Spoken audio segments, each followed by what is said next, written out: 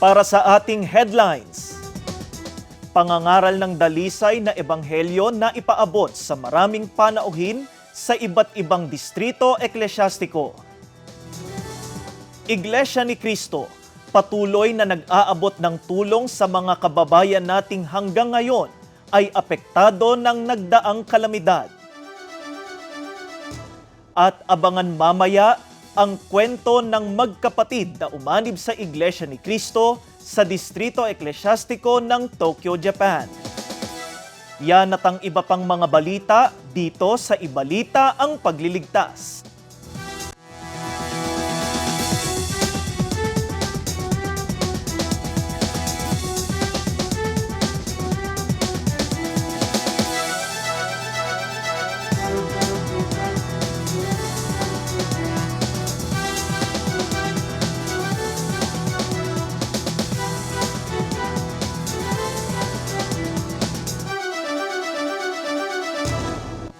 Magandang araw po sa inyong lahat. Ako po si kapatid na Nico Noble. Para sa mga detalye ng ating mga balita, positibo ang reaksyon ng mga panauhin sa Evangelical Mission ng Distrito Eklesyastiko ng Paniki-Tarlac na idinao sa gusaling sambahan ng lokal ng Kamiling. Magbabalita si kapatid na Rachel Del Rosario. Muling pinatunayan ng mga kapatid at mga church officer dito sa Distrito Eklesyastiko ng Paniki-Tarlac ang kanilang pagsunod sa aral ng Biblia na ipamahagi ang tunay na pananampalataya sa pamamagitan ng district-wide evangelical mission. Isa sa mga naging dako ng aktibidad ay ang gusaling sambahan ng lokal ng Kamiling. Maaga pa lamang ay natipon na ang mga kapatid kasama ng kanilang mga panauhin. Naging atentibo ang mga panauhing dumalo sa pakikinig ng mga salita ng Diyos na itinuro ni kapatid na Eugenio Sembrano Jr., ministro ng Ebanghelyo. Itinuro niya batay sa Biblia ang kahalagahan ng Iglesia ni Cristo sa buhay ng tao. Ang isa po sa natutunan ko sa pamamahayag po ngayong araw ay ang mga bagay sa mundo ay meron pong katapusan. Ngunit ang pagmamahal ng Diyos ay walang hanggan. Ang natutunan ko rin po ay ang tunay na kaligtasan ay nasa Iglesia ni Cristo. Panigurado po na dadalo po ako kapag po aanyayahan po ako ulit dahil tulad nga po ng sinabi po kanina, nais ko pong maligtas at nais ko pong makamtan ang walang katumbas po na buhay. Ipinahayag pa ng mga kapatid na bagaman abala sila sa paghahanap buhay, ay patuloy silang maglalaan ng panahon para sa gawaing pagpapalaganap ng dalisay na ebanghelyo. Isa po akong public school teacher, so ang pamamahayag naman po ay ina-announce ahead of time. So time management lang po, nag-aanyayan na po ahead of time, 1 week before po, and then karaniwan po sa mga naanyayahan ko, yung mga estudyante ko po. Napakasaya po ng damdamin ko sapagkat pinaunlakan po nila ang aking anyaya. Unang-una, hindi po nila tinignan na dahil guro po nila ako, kundi yung pananampalataya po natin sa loob ng Iglesia ni Cristo. Hindi po namin ititigil ang ganitong gawaing pagpapalaganap sapagkat ito'y nakapagbibigay ng kaluwalhatian sa atin pong Panginoong Diyos. Mula po rito sa Paniki-Tarlac, ako po si kapatid na Rachel Del Rosario para sa Iglesia ni Cristo News Network. Sunod nating puntahan ng distrito ng Cotabato North. Lubos na pinakinabangan ng maraming panauhin ang isang evangelical mission na isinagawa sa gusaling sambahan ng lokal ng Del Pilar. May balitang hatid si kapatid na Clivin De Lehencia. Patuloy na ipinapakita ng mga kapatid ang kanilang masiglang pakikiisa sa mga aktibidad na inilulunsad ng pamamahala ng Iglesia. Kabilang dito ang isinagawang pamamahayag ng mga salita ng Diyos sa lokal ng Del Pilar, Distrito Eklesyastiko ng Cotabato North, kung saan dumalo at nakiisa ang mga kapatid kasama ng kanilang mga inaanyayahang panauhin. Pinangunahan ang aktibidad ni kapatid na Jaymar Adlaw, ministro ng Ebanghelyo. Binigyang diin sa kanyang pangangaral ang kahalagahan ng pagsunod sa mga utos ng Diyos at ang wastong paglilingkod sa Kanya bilang paghahanda sa araw ng paghuhukom. Sa pamamagitan ng mga talata mula sa mga banal na kasulatan, malinaw na ipinaliwanag sa mga dumalo ang mga aral na makatutulong upang higit nilang maunawaan ang kalooban ng ating Panginoong Diyos at ang kahalagahan ng pagiging bahagi ng Iglesia ni Cristo. Para sa mga kapatid, ang ganitong gawain ay pagkakataon upang higit na mapalalim ang kanilang pananampalataya at maibahagi sa iba ang mga aral na kanilang natutuhan mula sa banal na Biblia. Samantala, positibo ang naging pagtanggap ng mga panauhin sa isinagawang aktibidad. Ayon sa kanila, naging makabuluhan ang kanilang pagdalo dahil marami silang bagong kaalaman na natutuhan tungkol sa paglilingkod sa Diyos at ang mga aral ng Biblia na itinuturo sa loob ng Iglesia ni Cristo. Nagpaabot naman ang mga kapatid ng kanilang kagalakan at pasasalamat sa Panginoong Diyos at sa kapatid na Eduardo V. Manalo sa patuloy na paglulunsad ng mga gawain na naglalayong mapalakas ang pananampalataya at mapatatag ang mga kapatid sa kanilang paglilingkod sa Panginoong Diyos. Mula po rito sa Del Pilar, Cotabato, ako po si kapatid na Cleven Kitil de la Hencia para sa Iglesia ni Cristo News Network. Para naman sa mga balitang pagkakawang gawa, ihahatid sa atin ni kapatid na Romy Covta ang kabayanihan ng mga kaanib sa Iglesia ni Cristo at ng mga kabilang sa SCAN International sa distrito ng Santa Rosa City, Laguna sa pagtulong nila sa mga kababayan natin sa panahon ng matinding pagbaha. Matinding pinsala ang idinulot ng habagat sa Santa Rosa City, Laguna. Marami sa ating mga kababayan ang naapektuhan. Katulad ng mga residente sa Barangay de la Paz, Almeida Street, Sitio Pulo, kung saan lagpas tuhod ang baha sa kasagsagan ng mga pag-ulan. Labis na naapektuhan ang pagkilos, maging ang pagtatrabaho at pag-aaral ng mga residente. Nakapanayam namin ang ilang mga residente sa barangay. Nangangamba kami dahil sa malakas ang pag-agos ng daloy ng tubig doon sa lugar namin. Dahil doon po, apektado po ba ang inyong pang-araw-araw na pamumuhay? Opo, siyempre po. Kasi may kasama rin ako doon mga anak na bagong lipat, kaya apektado kami lahat. Sa ano po ng baha, naapektuhan po yung mga anak ko, hindi makapagtrabaho. Kaya hindi po kami makakilos ng malaki ang tubig. Nakapanayam din namin ang ilan sa mga kabilang sa Society of Communicators and Networkers or SCAN International. Taglay ang motto na Saving Lives is our priority. Ibinahagi nila sa amin ang ginawa nilang pag-rescue sa mga nasalanta ng baha kamakailan. Napakahalaga po ng bilang isang may tungkulin sa SCAN International na nasubaybayan po ang mga kapatid para sa kaligtasan po nila, lalo na po sa mga ganitong kalamidad po. Tutulungan po namin sila para ma-secure po yung kalagayan po nila sa kanilang sambayan po. Patuloy po kami sa pag-iikot at inaalam po namin ang kalagayan ng bawat sambayan. Sila po ay dapat na ilipat po namin sa evacuation. Yung training po na nagawa po namin ay nagamit po namin sa pag-rescue sa mga residente na nabiktima ng pagbaha. Talagang napakahalaga po kasi sa oras ng kalamidad, nagagamit po namin yung mga natutunan namin na sa training ng pag-rescue. Pag merong ganitong mga disaster, pinupuntahan po namin sila. Akay ng malasakit at bilang pagtupad sa aral sa Biblia na tulungan ng kapwa, lalo na sa panahon ng pagkakailangan. Isinagawa dito sa Distrito Eklesyastiko ng Santa Rosa City, Laguna ang proyektong Lingap sa Mamamayan. Sa pakikipagtulungan sa Felix Y. Manalo Foundation, iniabot ang relief packages mula sa pamamahala ng iglesia sa mga naapektuhan ng pagbaha. Isa ang lokal ng Dilapa sa mga pinagdausan ng pagkakawang-gawang aktibidad. Pinangunahan ito ni kapatid na Eric Saratan, tagapangasiwa ng distrito. Napakaaga po ng pamamahala kapag may nababalitaan sila na ganitong mga sitwasyon sapagkat naipadarama ng tagapamahalang pangkalahatan ng pagmamahal ng Diyos sa mga kapatid at maging sa mga hindi kaanib sa Iglesia ni Cristo. Dahil ito naman talagang utos ng Diyos na ibigin ang kapwa, lalo sa panahon ng kanilang pangangailangan at mga kagipitan. Kaya ginagawa ang paglingap ng Iglesia ni Cristo.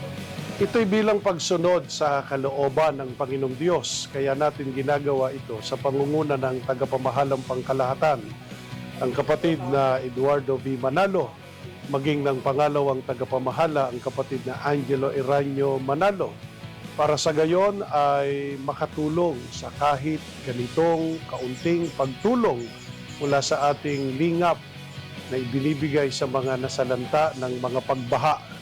Kapatid man o hindi kapatid, ay nakikinabang po sa ginagawang lingap ng Iglesia ni Cristo. Ipinagpapasalamat ng mga kababayan natin dito sa Laguna ang patuloy na paglingap ng pamamahala ng Iglesia ni Cristo sa kanila, lalo na sa gitna ng kanilang mahirap na sitwasyon ng buhay. Maraming pong salamat sa pulisya po dahil kami, binaha po kami. Wala po kaming tulong na tanggap, kundi ito lang. Kaya nagpapasalamat kami ng marami sa tulong po. Malaking tulong po yung binigay sa atin ni Cap Eduardo Manalo. Kaya maraming salamat. Eduardo Manalo, maraming salamat po. Naalaala niyo po kami lahat. Nagpapasalamat po kami sa tagapamahalang pangkalahatan, ang kapatid na Eduardo B. Manalo, sapagkat sa ganitong kalamidad ay hindi po kami napapabayaan. Mula po dito sa Barangay de La Paz, Binyan City, Laguna, ako po si kapatid na Romy Cobta para sa Iglesia ni Cristo News Network. Doon naman sa Bulacan, matinding takot ang idinulot sa maraming residente sa bayan ng Pulilan nang rumagasa ang mabilis na pagtaas ng baha at sabayan pa ng landslide dahil na rin sa mga hindi tinapos na flood control project. Dahil dito, sumaklolo ang Iglesia ni Cristo sa mga kababayan natin sa pamamagitan ng proyektong Lingap sa Mamamayan. Si kapatid na Erds Malye para sa balitang ito. Mahigit 30 taon ng residente sa Barangay Paltao, Pulilan, Bulacan si Mang Jaime Morano. Dahil sa sipag at pagsisikap, nakapagpatayo sila ng bahay at dito na nanirahan kasama ang kanilang mga anak. 12 years old lang ako, nandito na. Hanggang sa nagbinata, dito na. Hanggang sa ganito na edad ko. More than 30 years, nandito na ako. Wala pa mga bahay yan, wala pa. Dahil sa sunod-sunod na buhos ng ulan sa mga nakaraang araw, unti-unting gumuho ang lupa na kinatitirikan ng mga bahay sa tabi ng ginagawang creek na bahagi ng flood control project sa Bulacan. Nakuhanan pa ng video ni Jeffrey Morano ang unti-unting pagkaubos ng mga bahay, kabilang na ang bahay na ipinundar ng kanyang mga magulang. Simula umpisahan nila yung flood control talaga na to. Doon nagka-loko-loko tong gilid na to. Oh, kasi malaki talaga yung lupa na to eh. Ang naging start nila dito, doon pa. Kaso nga lang, naging problema. Kiniliring muna nila to. May mga puno dyan. Tinanggal muna. Kumbaga clearing muna ginawa, tapos hindi naman pala gagawin. Iniwan na nakahukay. Nung umaga, nandito ako. Wala pa, hindi pa masyadong diba yan. Buo pa yero niyan. Sabi ko ng mga anak, maglipat na kayo, alisin na ninyo yung mga gamit dyan. Ilabas na ninyo lahat. Kasi bibigay yan. Pag talikod ko nga pala, ayun, bumigay na nga. Buti yung anak ko nakabidyo doon. Sila Mang Cardo at Aling Nancy ay nangangamba rin na maaaring anumang oras ay bibigay na rin ang natitirang lupa na malapit sa kanilang bahay. Medyo nakabahan po kasi malapit po sa ilog. Pareho naman po kaming senior. Ako po 72 years old po, siya 71. Nagabot sa kanila ng tulong ang Iglesia ni Cristo maging sa iba't ibang lugar sa Bulacan na apektado nitong nakaraang mga pagbaha dulot ng habagat. Sa pamamagitan ng Lingap sa Mamamayan, nagkaloob ng bigas at iba pang food essentials na kailangan lalo na sa panahon ng mga kalamidad. Pinangunahan ng kapatid na Augusto Galapon, tagapangasiwa ng distrito, ang pagkakaloob ng care packages. Sa pagmamalasakit po ng ating namamahala ay nakapagpadala kaagad po ng Lingap. Nagkapagtanong-tanong po kaagad sa amin ng mga nakadestino kung sino-sino mga nangangailangan. Tao po ng Diyos, napakabilis po. Nakarating po kaagad yung mga pwede nating ipantulong sa mga kababayan natin. Ipokahayagan na ang ating namamahala nagmamalasakit hindi lamang po sa mga kapatid natin sa iglesia, kundi maging sa mga kababayan natin. Tiyak naman, hindi lang po rito sa lugar po namin may nangyari pong ganito. Pero sa awa po ng Diyos, sa pagmamalasakit ng ating namamahala, nakakatulong tayo sa mga kababayan din po natin sa ganitong paraan. Maraming salamat po kapatid na Eduardo B. Manalo. Naalaala po ninyo ang kalagayan namin. Kaya ninyo kami binigyan ng biyaya para sa amin. Maraming salamat po. Ito siguro mga kalahating buwan. 2 linggo po. Ito 1 linggo, 1 linggo. 2 linggo po. Malaking tulong po sa amin ito. Isipin mo na bigay ng ganito, yung mga ilang araw din kakainin ng pamilya ko to dito. Nakakatulong, malaking tulong po ito. Marami pong salamat kay Eduardo ang binigay niyang biyaya sa amin. Mula po rito sa Pulilan, Bulacan, ako po si kapatid na Ertz Malyi para sa Iglesia ni Cristo News Network.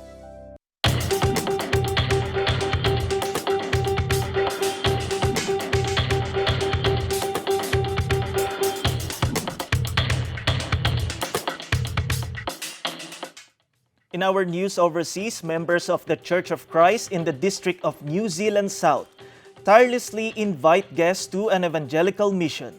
Sister Jessica Marabot reports. Across New Zealand's South Island, communities stretch across vast distances, connected by roads, mountains, and miles of open land. But on this day, something greater than geography brought brethren together. In different communities and venues across the ecclesiastical district of New Zealand South, brethren and guests gathered with one shared purpose, to bring the pure gospel to more people. In order for our brethren to be engaged in the works of propagation, we have to remind them of what our Lord Jesus said, that as light of the world, we should shine brightly in order that people would know the truth. And also, as the branch of the Lord Jesus Christ, we must be able to bear fruit. And the fruits that are being expected of us are potential members of the Church of Christ. Napakahalaga po na may isasagawang ganito pong pamamahayag kasi dito po nag-uumpisa para ipamahagi natin ang mga aral po sa loob ng Iglesia ni Cristo. Nag-aanyaya po tayo ng mga kaibigan o malapit sa ating mga pamilya sa puso upang makinig po sa mga salita ng ating Panginoon Diyos at sa kalooban po makasama po natin sa tunay na paglilingkod po sa loob ng Iglesia ni Cristo. The district-wide evangelical mission was conducted simultaneously in the local congregations and group worship services throughout the district.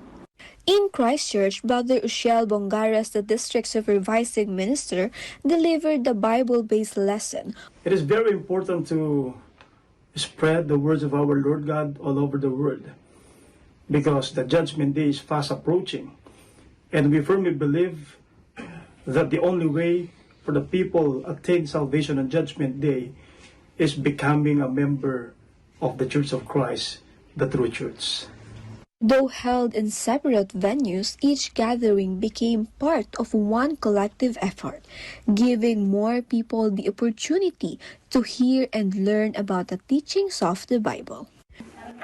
I was actually quite nervous when she invited me because this is the first time I've been to Nisa, but it was quite interesting tonight. New experience for me. It's the first time I've heard, apart from my language, this sort of teaching, which is new, and I've learned a lot about it tonight. It's quite a lot of learning, I guess. For me, I'm not a religious person, but at the same time, listening to different type of faith really has that respect. So when I look at it, being invited here, it's a privilege. It is an honor as well for me to be invited, and I guess that's just how I see it, really. So yeah, it's an honor to be invited. For the brethren, the activity was an opportunity to put their faith into action. Through personal invitations and active participation, they help open the way for others to listen to God's words. And for every guest who came, there was an opportunity to discover, learn, and reflect on the message of the Bible. Different communities, one united purpose. The work of propagation continues across New Zealand South. From New Zealand, I am Sister Jessica Marabot for the Iglesia ni Cristo News Network.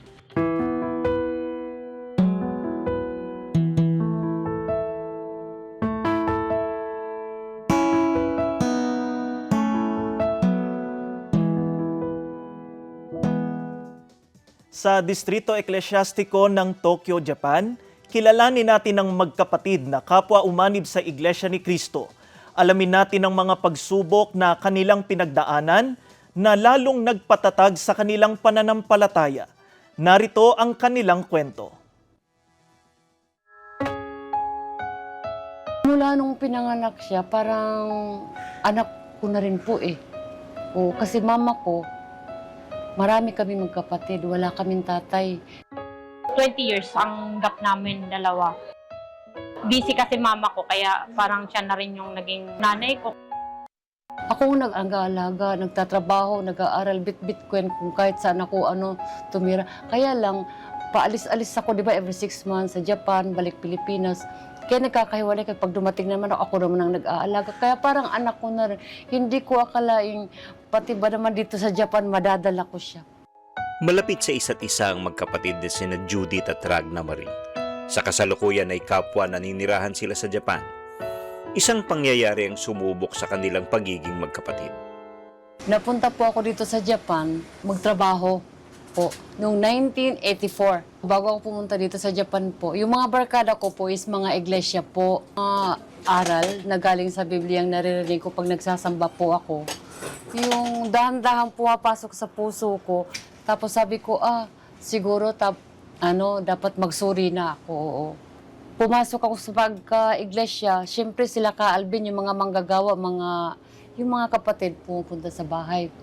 Naunawaan ni kapatid na Judith kung gaano kahalaga ang pag-anib sa Iglesia ni Cristo, kung kaya hinangad niya na maimbitahan ang kanyang kapatid, pero hindi naging maganda ang reaksyon nito. Tapos sabi naman ni Ka Alvin, akayin natin si Karag na. Inaway ko pa nga ate ko eh. Di ba ikaw lang gusto mag-iglesia? Hindi ako mag-iglesia. Sabi niya ganun. Tumulo na yung luha ko.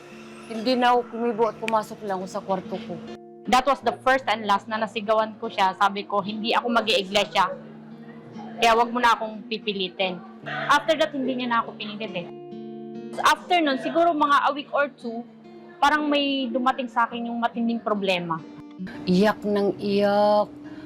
Tapos tawag ako kay Calvin, Calvin, tulungan mo si Ragna. Kasi nasa trabaho ako eh. Yung mga Japanese sila, Kamunit, tulungan si Ragna. Hindi ko naman siya inakay. Ang sinabi ko lang sa kanya, Rag, pupunta sila ka Alvin. Unti-unti ay nagbago ang pananaw ni Ragna patungkol sa Iglesia ni Cristo. Ako introvert, yung bahay, trabaho. Tapos yung pagpunta ng mga kapatid sa bahay, parang natutuwa na ako yung. Tapos mahilig ako din kasi nagluluto yung trabaho ko. Tapos gusto ko laging nagpe-prepare. Pupunta sila. Parang nagkaroon ako ng friendship. Doon nag-start. Friendship at the same time, doon na rin ako nag-decide na sabi ko, sige, tatry ko. Kapatiran, tulungan, sa lahat masasabi ko sa lahat ng bagay eh. It's not about like financially or what, no. Kasi zero naman sa ganung bagay eh. Pero yung every time, lalo na pag nagsasamba ka, doon mo mararamdaman, mailalabas mo yung emotion. Then after that, okay ka, parang okay ka na. At alam mo sa sarili mo na kahit may mga pagsubok pa sa buhay, malalampasan mo yun. Ako rin yung naghanap ng kapilya kasi wala din alam si ate. Nung nalaman ko pong gusto mag-iglesia yung kapatid ko, talagang tuwang-tuwa po. Ang aking kapatid ay mababautismuhan ngayon po. Ang saya-saya ko po. Maraming salamat po talaga, Ama. Pati kapatid ko po ay tinawag mo. Kasama si Ragna sa mga tumanggap ng banal na bautismo na isinagawa sa distrito ng Tokyo, Japan. 2 dako ang pinagdausan ng okasyon, sa lokal ng Hamamatsu at sa lokal ng Saitama. Pinangasiwaan ni kapatid na Amante Rodriguez, tagapangasiwa ng distrito, ang banal na bautismo sa lokal ng Hamamatsu. Samantalang sa lokal naman ng Saitama ay si kapatid na Christopher Rainiel Gonzalez, ang pangalawang tagapangasiwa ng distrito. Ang nagustuhan ko po sa iglesia, yung mga aral po na natutunan ko po. Nalaman ko po yung nasa loob ng Biblia, kung ano po yung mga turo talaga. Lumaki po akong dumadalo po sa sinulog doon sa Cebu. Yung narinig ko po yung aral tungkol po sa pagsamba sa larawan tsaka sa ribulto po. Hindi po pala tama. Ngayon po, masaya po na nakapasok po sa iglesia. Pag-uwi ko po sa Pilipinas, plano ko pong isama yung pamilya ko sa loob ng iglesia. Maraming salamat po, Ama, kasi tinanggap niyo kahit marami akong pagkakasala. Nalalampasan yung lahat ng problema.